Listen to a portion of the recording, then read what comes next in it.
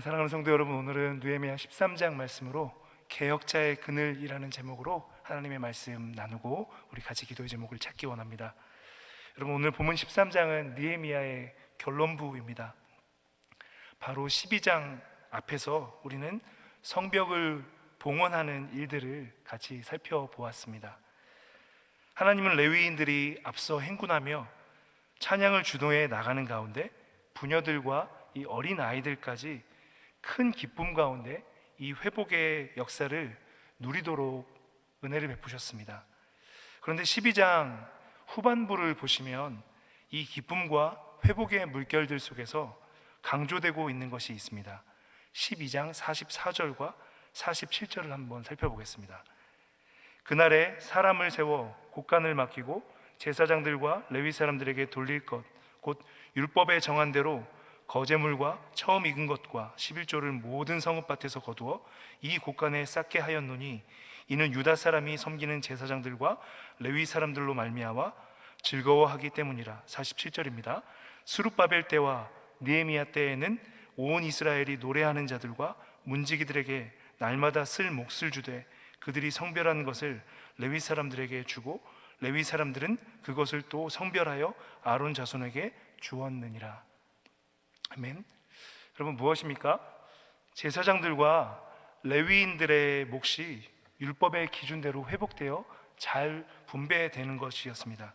특히 47절은 아주 은혜로운 선순환을 말해주고 있습니다. 이 이스라엘의 회복이 율법 명령을 기준으로 진행되는 것이다 라는 것을 아름다운 선순환 가운데 잘 보여주고 있습니다. 어떤 과정입니까? 온 이스라엘은 노래하는 자들과 문지기들에게 주어야 할 몫을 주고 그중 성별하는 것을 레위인에게 문지기들이 줍니다. 그리고 다시 레위인들은 받은 것 중에서 다시 성별하여서 대사장 아론 자손에게 주었습니다. 성도 여러분, 여기서 우리가 주목해야 할 것이 있는데요, 하나님의 율법이 기준이 될 때에 회복은 아름다운 선순환으로 끊이지 않고 계속해서 이어진다라는 것이죠. 여러분, 오늘 13장에서도 이 율법이 기준이 되어서 끊이지 않고 이어지는 선순환의 이야기들이 계속해서 나타나고 있습니다. 특별히 세 가지의 회복의 이야기들이 나오고 있는데요, 이 세 가지를 오늘 좀 같이 살펴보기 원합니다. 첫 번째는 1절부터 14절까지 성전이 정비되고 레위인과 제사장들이 보호되는 이야기. 두 번째는 15절부터 22절까지 안식일이 다시 회복되는 이야기. 또 23절부터 마지막 31절까지 이방과의 통혼이 근절되는 이야기입니다.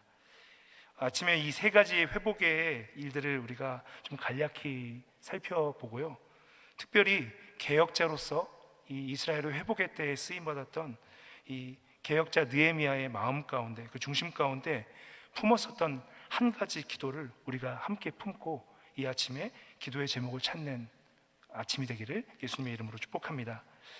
여러분, 첫 번째로 성전이 정비되는 이야기를 우리가 좀 살펴볼 텐데요, 본문 1절로 2절은 이 성전 정비의 동력이 무엇이었는지를 명확히 말해줍니다. 1절, 2절 같이 한번 읽어보겠습니다.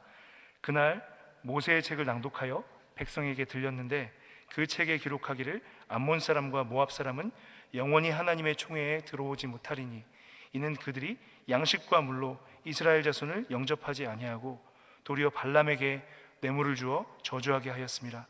그러나 우리 하나님이 그 저주를 돌이켜 복이 되게 하셨다 하였는지라. 여러분, 무엇이 이 회복의 역사를 주도하고 있습니까? 모세의 책을 낭독하여 백성에게 들렸는데 율법입니다. 더 구체적으로 그 율법의 내용이 무엇이었다라고 오늘 본문을 말해주고 있습니까? 그 책에 기록하기를 암몬 사람과 모압 사람은 영원히 하나님의 총회에 들어오지 못하리니. 이들은 낭독되어지는 율법 말씀 가운데 신명기 23장 3절로 6절이 그들의 마음 가운데 크게 들려왔던 것입니다. 2절은 이 신명기 23장 3절로 6절이 말씀하는 바 출애굽 후에 광야 모압 경계 부올에서 거짓 선지자 발람을 통하여 모압이 이스라엘을 크게 시험에 빠뜨렸던 사건을 말해주고 있습니다. 이 율법 말씀이 들려진 것에 대하여서 이 이스라엘 백성들은 어떻게 반응하고 있습니까? 이 3절을 보시면 백성들은 율법을 듣고 곧 섞인 무리를 이스라엘 가운데에서 모두 분리했다라고 나오고 있습니다. 이후에 여러분 4절부터 13절까지는 그 어떻게 분리했는지에 대한 이 배경 설명들이 나오고 있습니다. 이 4절에 보시면 이전에라고 시작되고 있습니다. 그런데 여러분 여기서 4절에서의 이전에는 막연한 at that time이라는 이야기가 아니라 이 일이 있기 전에 라고 아주 구체적으로 이야기하고 있는 것입니다. 어떤 일입니까? 지금 3절에 섞인 무리들을 모두 이스라엘에게 분리시키는 일이 있기 이전 이런 일들이 있었다라고 배경들을 설명해 주고 있는 것이죠. 이 4절부터 13절까지 길게 설명이 되어 있는데요, 한마디로 말하면 이렇습니다. 제사장 엘리야십이 암몬 사람 도비아와 내통하고 있었고, 심지어 성전 창고에 도비아의 방까지 만들어주고 있는 상황이었습니다. 여러분 6절로 7절을 보시면 이 느헤미야는 당시 페르시아에 다녀가며 상황을 깊이 알지 못했던 것으로 보입니다. 그러나 왕에게 말미를 얻고 돌아와서 상황을 보니 이와 같은 상황들이 벌어지고 있는 것을 보고 느헤미야는 하나님의 분노를 쏟아 놓습니다. 도비아의 세간을 내어 던지고 방을 정결하게 합니다. 여러분 여기서 우리에게 떠올리는 한 분이 계시죠. 예루살렘 성전에서 장사꾼들의 상을 엎으셨던 예수님의 모습이 떠오르실 것입니다.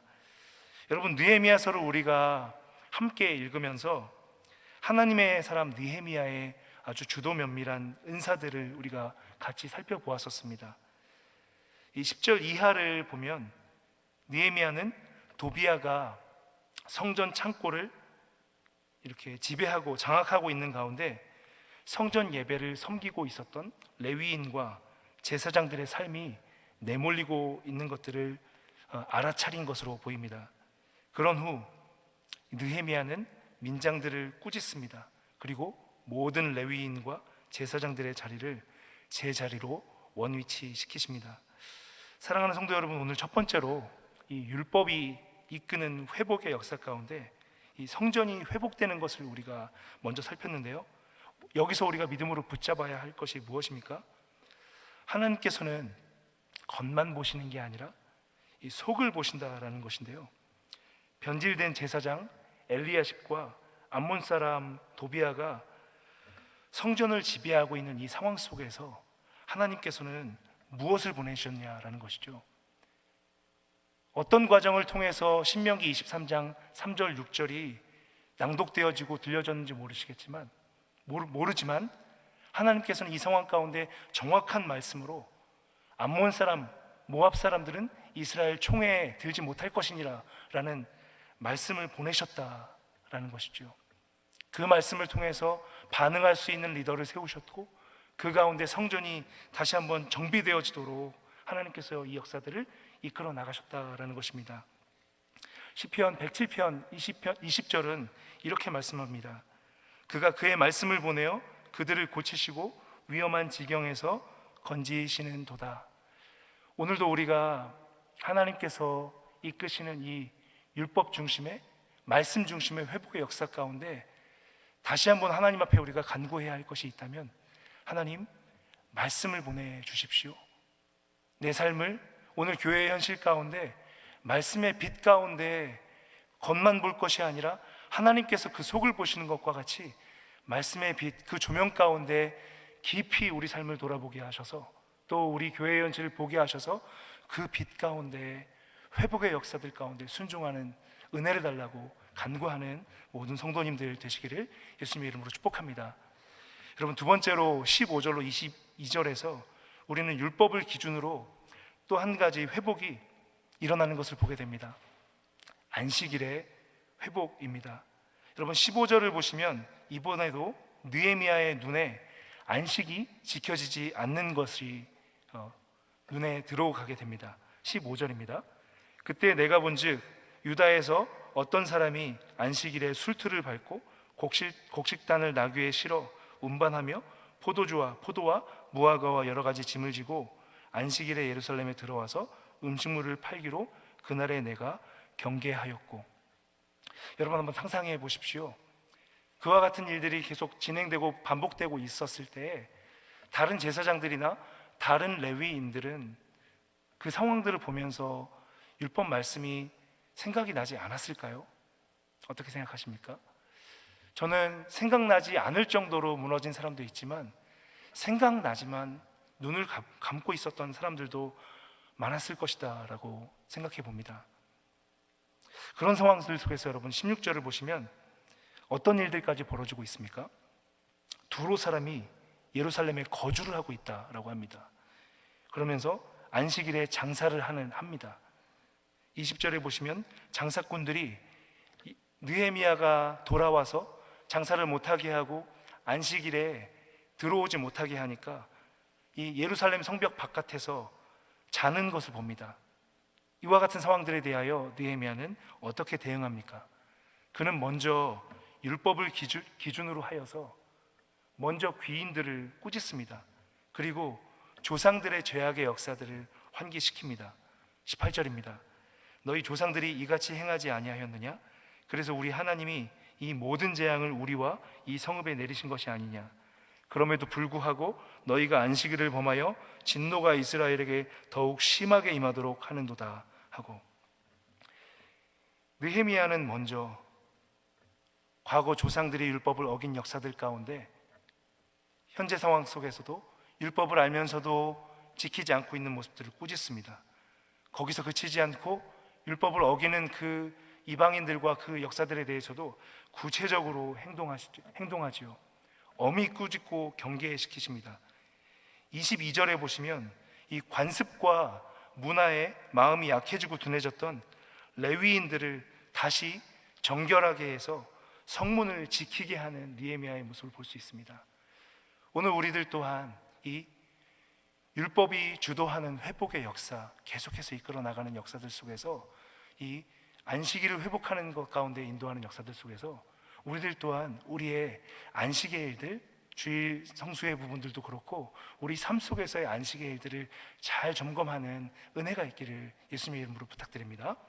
여러분, 세 번째로 23절로 28절에 보면 이방과의 통혼을 율법을 기준으로 정리하는 모습들을 우리가 확인할 수 있습니다.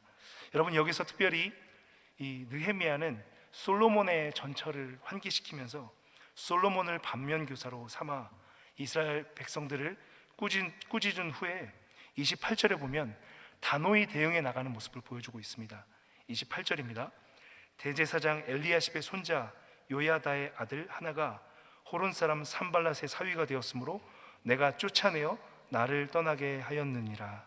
아멘. 성도 여러분, 우리가 느헤미야를 서를 살피면서 느헤미야가 은사 가운데 하나님께 기도하되 단호하게 상황들 속에서 아주 주도 면밀하게 대응해 나가는 모습들을 살펴보았습니다. 그러나 오늘 본문에서 명확하게 드러나는 것과 같이 당대 이스라엘, 예루살렘의 상황들은 어느 정도로 심각하게 타락하고 부패해 있었습니까? 성전 신앙 자체가 타락해 있었습니다.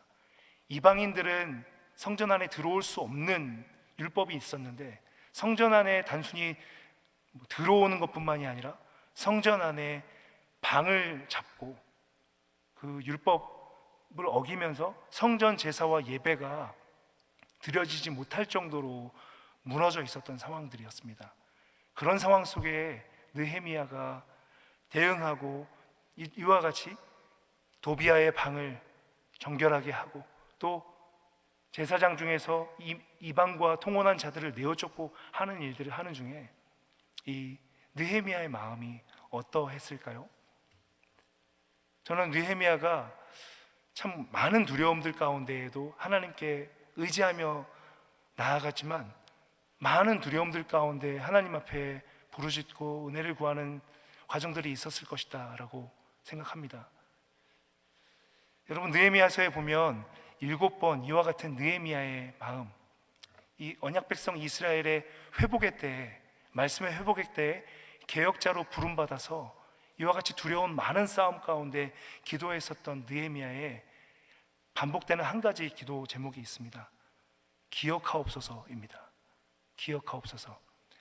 느헤미야서에 보면 1장 9절을 시작으로 해서 7번 기억하옵소서가 나옵니다. 오늘 마지막 13장에도 14절과 22절과 또 29절에 31절에 기억하옵소서가 나오고 있습니다.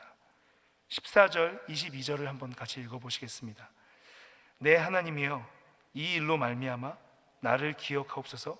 내 하나님의 전과 그 모든 직무를 위하여 내가 행한 선한 일을 도말하지 마옵소서. 22절이요, 내가 또 레위 사람들에게 몸을 정결하게 하고 와서 성문을 지켜서 안식일을 거룩하게 하라 하였느니라.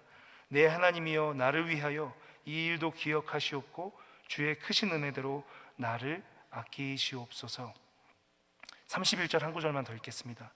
또 정한 기한에 나무와 처음 익은 것을 드리게 하였사오니 내 하나님이여, 나를 기억하사 복을 주옵소서. 저는 말씀을 묵상하면서 느헤미야가 기억하옵소서, 나를 기억하옵소서, 나를 아끼시옵소서, 나를 기억하사 복을 주옵소서라는 이 기도 제목들을 보면서 느헤미야가 정말로 두려웠겠구나, 정말로 성전 제사까지도 무너져 있는 그 상황 가운데 개혁을 해나가는 느헤미야의 마음 가운데 정말 나 혼자인 것 같고 큰 두려움 가운데 있었겠구나라는 생각을 하게 되었습니다. 성도 여러분 또한 삶 속에서 신앙을 지키기 위하여, 말씀이 도전하는 대로 살아내기 위하여 때때로 가족들과의 문제들 속에서도 또 직장에서나 다른 여러 관계들 속에서 말씀대로 살아내기 위하여 정말 고독하고 외롭게 나 혼자 내몰리는 상황들 가운데 처해 본 경험들이 있으실 것입니다. 여러분, 그와 같은 때에 어떻게 그 상황들을 극복해 나가고 어떤 기도로 그 상황들 속에서 하나님을 의지하고 가시겠습니까? 오늘 제가 부탁드리고 권면드리는 것은 하나님을 전적으로 의지하셔서 나를 기억하옵소서. 때때로 순종하는데 더 고독하고 외로운 지경 가운데로 내몰리는 때가 분명히 있습니다. 순종하는 길 가운데 모든 것을 하나님의 말씀대로 순종했고 굴복하고 나아가는데 오히려 더 내몰리는 때가 분명히 있습니다. 의를 위하여 핍박을 받고 의를 위하여 고독하고 외로운 지경 가운데로 하나님께서 내몰리게 하실 때가 분명히 있다라는 것이죠. 그때 오히려 하나님께 나를 아껴 주옵소서, 하나님 내게 복을 주옵소서, 기복을 구하는 것이 아니라 하나님께서 내게 허락하신 복 안에서 거할 수 있게 해주십시오. 하나님께 전적으로 의탁하고 의뢰하면서 이 전능자의 그늘 가운데, 전능자의 안식 가운데 거하는 모든 성도님들 되시기를 예수님의 이름으로 축복합니다. 시편 91편 1절로 4절이 이 느헤미야의 기도의 일면을 우리에게 가르쳐 줍니다. 제가 읽어드리겠습니다. 시편 91편 1절로 4절입니다. 지존자의 은밀한 곳에 거주하며 전능자의 그늘 아래에 사는 자여, 나는 여호와를 향하여 말하기를 그는 나의 피난처요 나의 요새요 내가 의뢰하는 하나님이라 하리니 이는 그가 너를 새 사냥꾼의 올무에서와 심한 전염병에서 건지실 것이미로다. 그가 너를 그의 기수로 덮으시리니 네가 그의 날개 아래에 피하리로다. 그의 진실함은 방패와 손방패가 되시나니. 아멘.